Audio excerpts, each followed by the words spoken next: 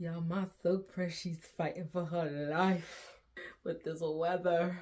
Drinking from a coffee pot none of you want to touch. Living off a coffee from a pot none of you want to touch. Anyways.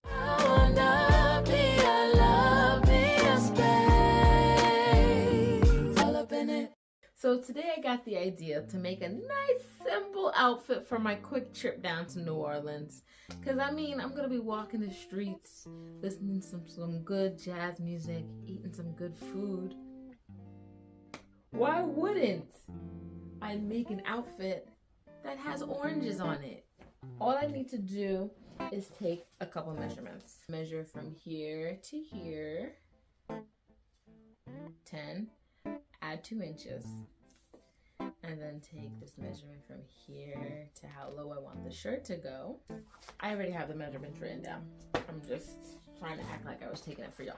This is all the shirt needs. 2 pieces. How simple is that?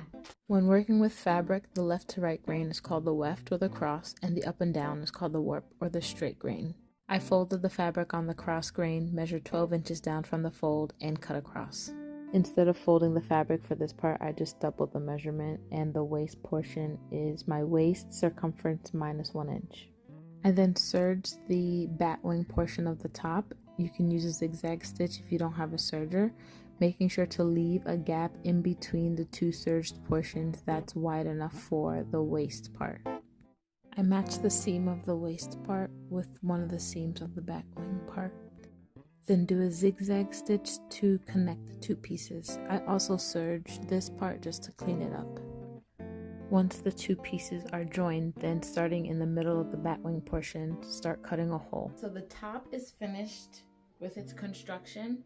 I started making a hole in the top for my head, and I wanted to cut not enough because I can always make it bigger, but I can't go back once I make it too big.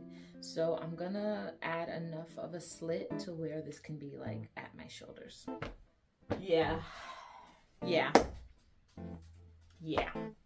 Okay, so I'm gonna show you how I construct this skirt. Again, it's 2 simple pieces. Don't you just love geometry? Rectangles and skirts giving you just beauty, fashion, amazing. Go math. Third rectangle is 4 inches on the fold. The length is my low waist measurement.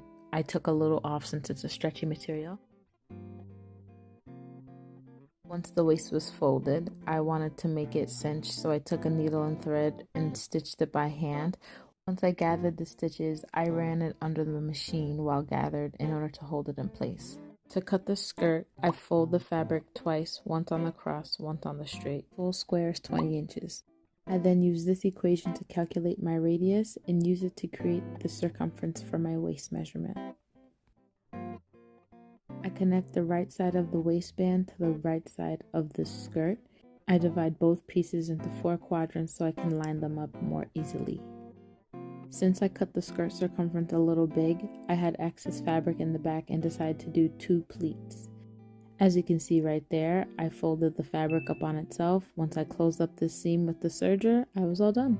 So this is the final look. I absolutely love how sexy and flowy and playful this look is. And for how simple and quick the sewing is, the payoff is absolutely phenomenal.